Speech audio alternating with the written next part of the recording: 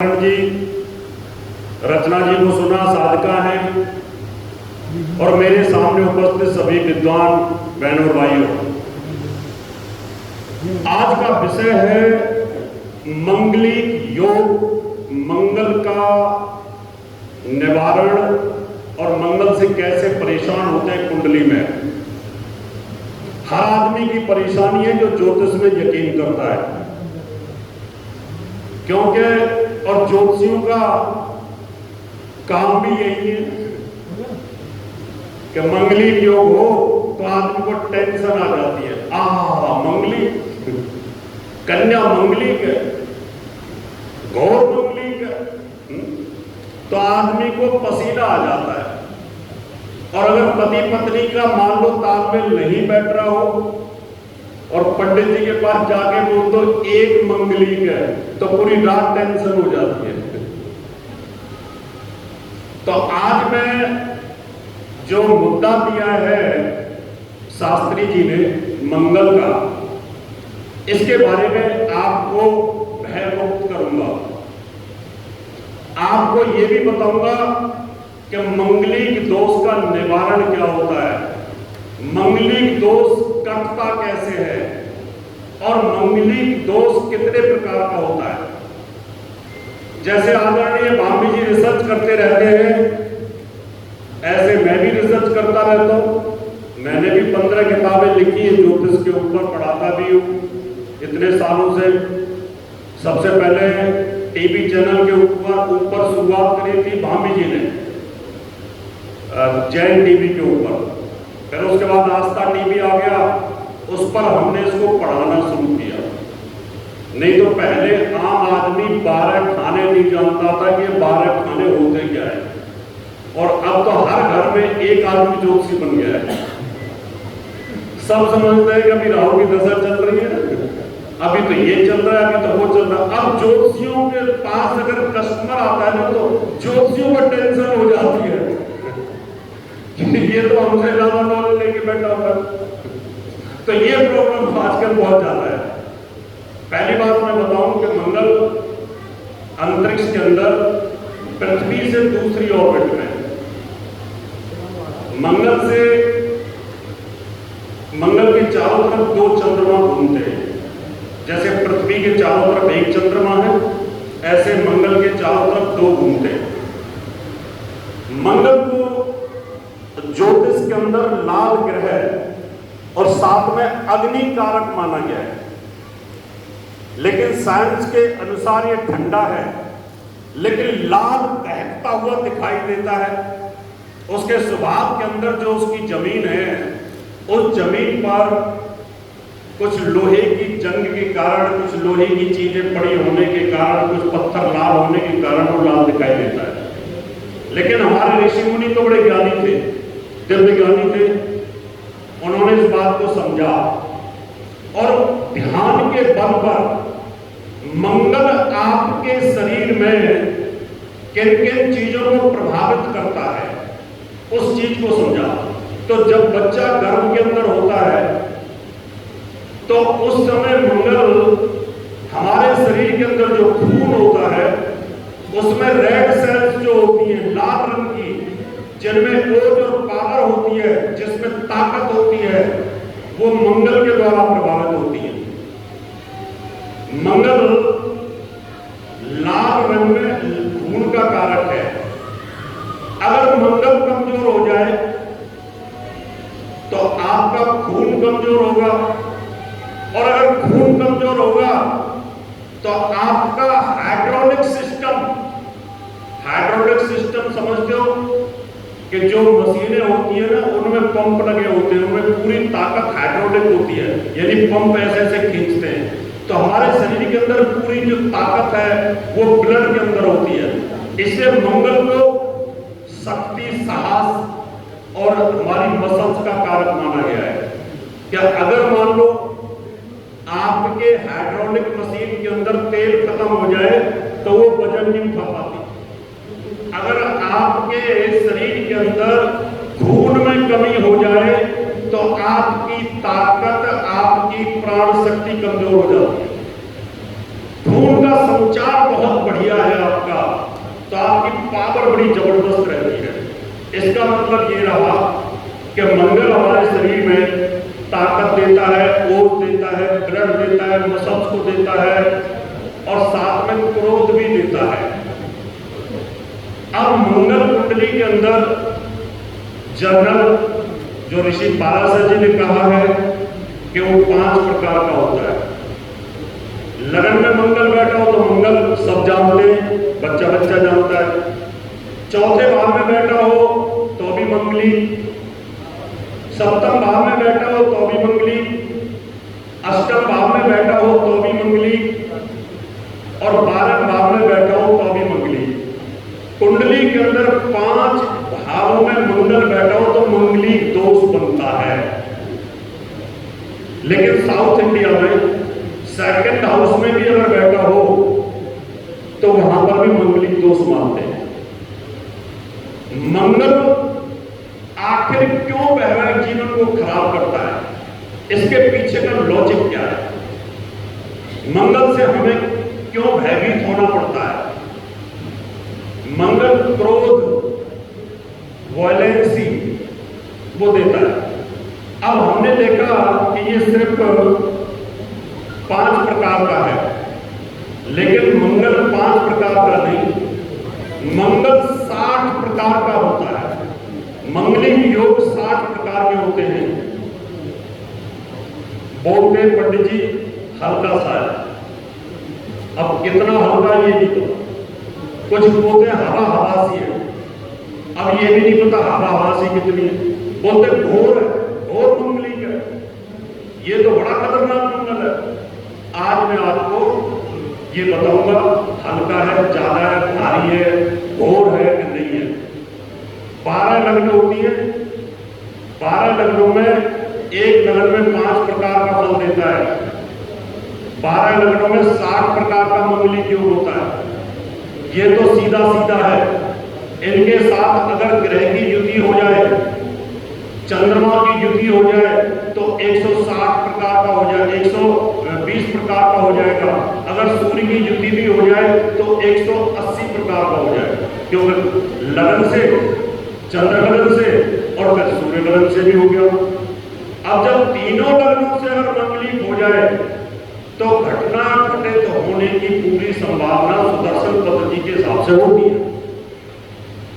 अभी मैं आज आपको 4 लग्नों की ऐसी जानकारी देने वाला हूं, क्योंकि सारी लग्नों की जानकारी देना संभव नहीं, लेकिन जहां घोर हानिकारक और जहां बहुत अच्छा, 2 लग्न ऐसी हैं जहां पर बहुत हानिकारक है और 2 लग्न ऐसी हैं जहां हानिकारक इतना नहीं है, उनकी जानकारी देता हूं। सबसे पहले चलते हैं हम मिथुन लग्न में।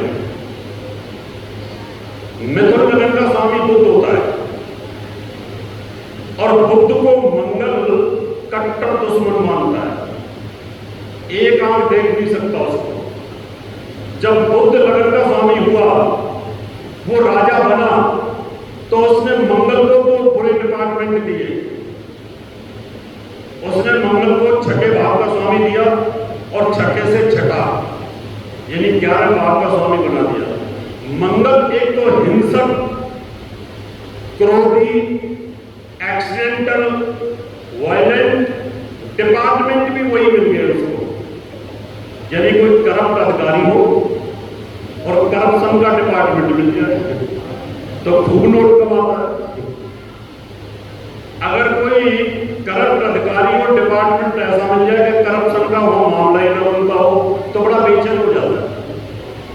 तो यहां मिथुन लग्न के अंदर मंगल के पास रोग, चोट, एक्सीडेंट, दुर्घटना, परेशानियां, टेंशन और ये चीजें लेकर के खुश होता है, उसको आनंद आता है। इसका मतलब दुर्घटना कारक मंगल है, क्रोधी मंगल है। अब ये लगन के अंदर बैठ जाए और लगन में मिथुन राशि है, बुध के साथ दुश्मनी है, यानी मैं हूं बुध। जैसे कभी आदरणीय भाभी जी ने बताया कि बुध के ऊपर भद्र महापुरुष राजयोग पर लिख रहा हूं मैं किताब, मैं बुद्धू मेरे ऊपर आकर के मेरा कट्टर दुश्मन बैठ जाए यहां पर मेरे सिर के ऊपर, यानी मेरे सिर के ऊपर आतंकवादी बैठ गया। अब उस आतंकवादी के मैं काबू में हूं। इसका मतलब मेरा जो शरीर है वो वायलेंट होगा, बार बार छोटी छोटी चीजों में क्रोध आएगा, क्योंकि मेरे ऊपर क्रोधी ग्रह बैठा हुआ है। तो मिथुन लगन में, लगन के अंदर अगर मंगल बैठा हो तो ऐसा लड़का हो चाहे लड़की हो, उससे शादी करने का मतलब है कि घर में युद्ध होना। अगर ऐसी लड़की मिल गई गलती से मिथुन लगन की मंगली को और उसको बोल दो एक कप चाय पिला दे, कहता तुझे पिलाऊं चाय, किचन में जा खुद बना के लिया मुझे भी दे देगा, ठीक है ना, पिलाऊंगी तुझे चाय। छोटी छोटी बातों पर क्रोध, और कभी कभी तो फूलन देवी भी बन जाती है।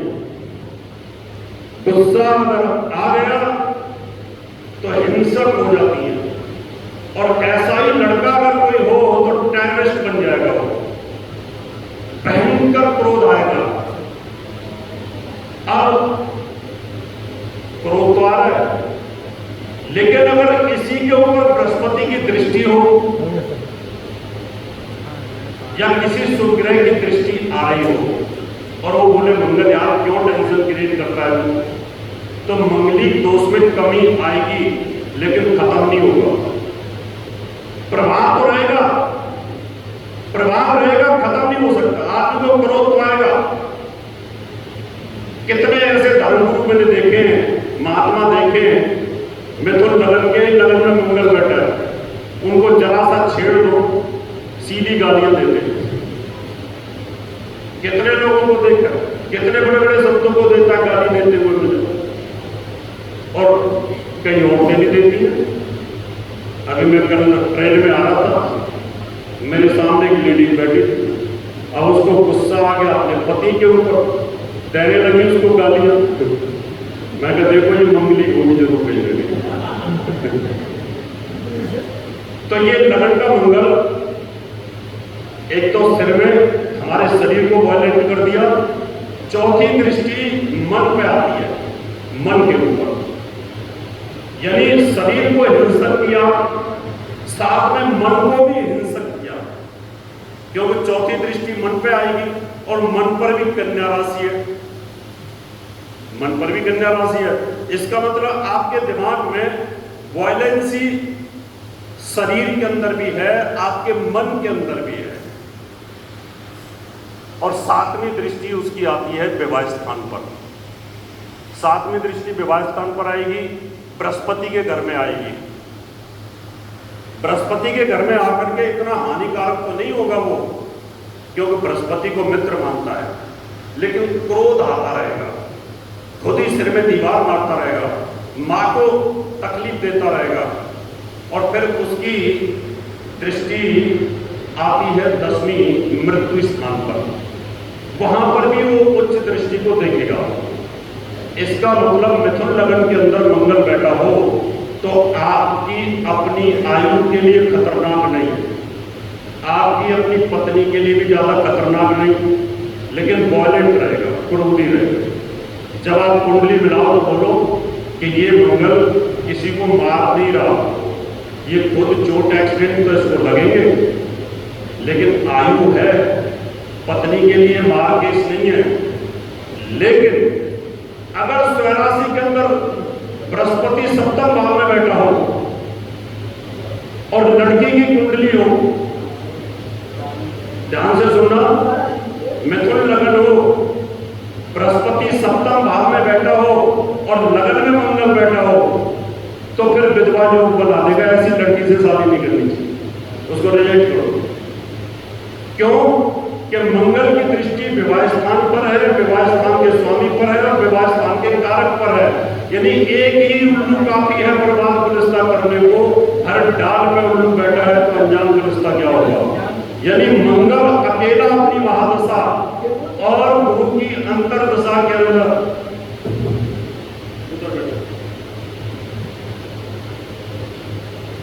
अपनी महादशा और अंतरदशा के अंदर वो विवाह का नाश कर देगा।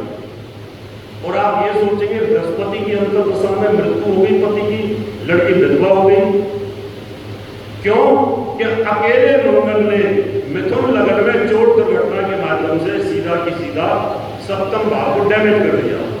लेकिन अगर ये लड़के की कुंडली है तो नहीं कर पाएगा, पत्नी को नहीं मार पाएगा, क्यों कि विवाह का कारक यहां शुक्र है लड़के के लिए। अगर वहां शुक्र बैठा होगा सप्तम भाव में तो एक्स्ट्रा मैरिटल अफेयर डेवलप कर लेगा, मारा मारी की बात नहीं आएगी। तो मिथुन लगन के अंदर मंगल की जो स्थिति है इस प्रकार से आपको हानिकारक बन जाएगी। अब मान लो 12वें भाव में मंगल बैठा हो, अब 12वें भाव से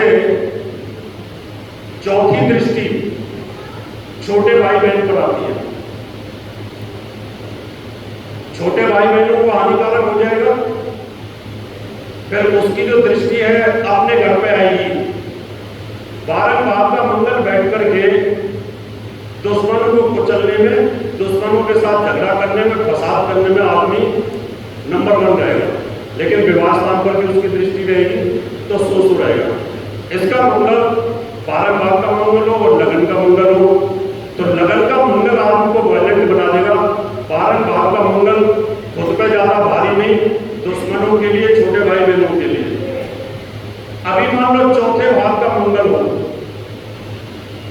मिथुन लगन में, चौथे भाव में आकर के बैठ गया मां के घर में,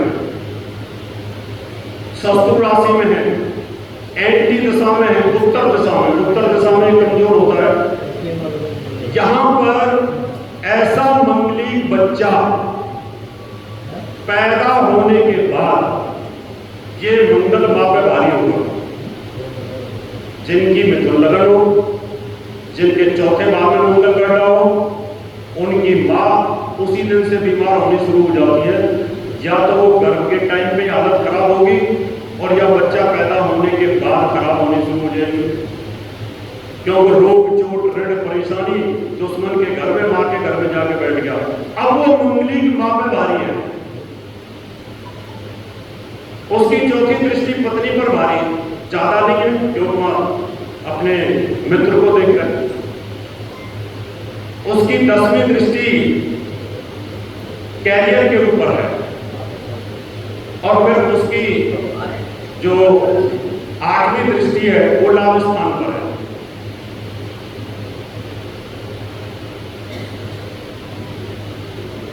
अभी